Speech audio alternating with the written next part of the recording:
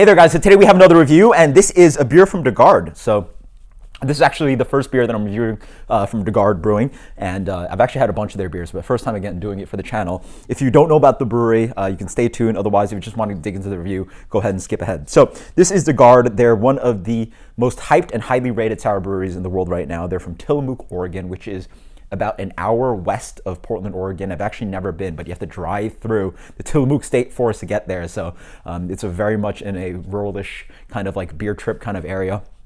So you really have to go to the brewery if you're actually going to that. Otherwise, you probably wouldn't go to Tillamook.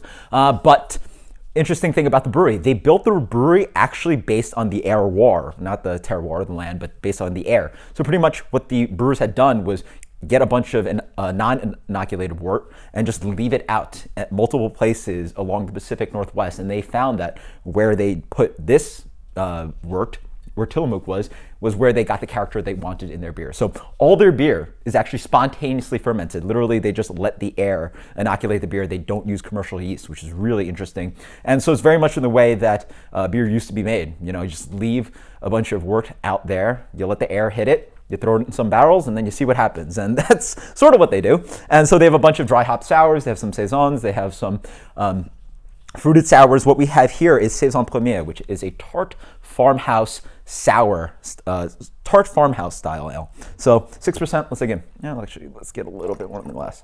So the beer comes in a wonderful deep gold kind of color, a little bit of haze on there. I assume sharp acidity because there's not too much head on there. Let's get the aroma on this one. Whew. Very tart. So again, with that acidity, you're not going to allow the creation of head.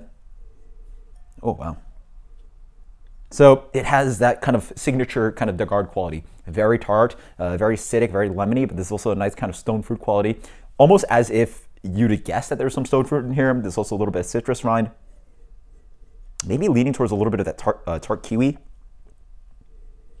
There's a little bit of like sock and almost like earthiness in there as well. There's like, yeah, some mustiness, a little bit of cork. Yeah, it smells interesting. Cheers. Oh, guys, that is sour. Holy smokes.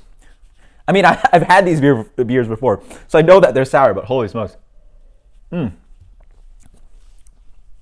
This is full on tart. This is pretty much as tart as you want your beer.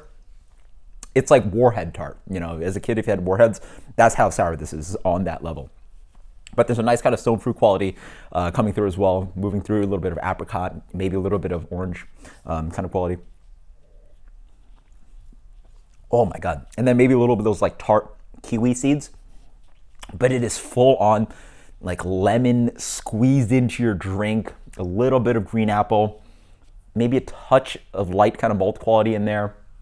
A little bit of creaminess and drying from the oak, but it was very much dominated by this very sharp acidity. Again, not your familiar farmhouse ale. If anything, they should put the word tart in 4 capital letters. Yeah, it's not really driven by much yeast character. There's actually, you know, the peppery kind of quality. There's not too much of this sharp carbonation on there as well. This is mostly just a sour. Oh boy. Whoa. A very sour beer. There's a little bit of light, musty, and funk kind of quality in there, but mostly driven by a lot of acidity, and it has a little bit of a nice kind of oak treatment on there. So delicious stuff, though. As for rating, for me, I'm not the biggest sour head, and when it pushes this far, it's hard for me.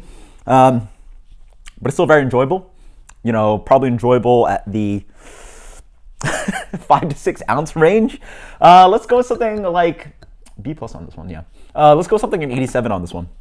It's very enjoyable. I mean, I like what they're doing with the beer. It's awesome to know what, you know, takes place to make this beer, how, you know, old world and rustic, and what it takes to make this beer, and it tastes like, you know, those sharp acidic beers that people were probably drinking back then. And there's a lot of work that goes into a beer like this, and I love that there's some kind of fruit element in this.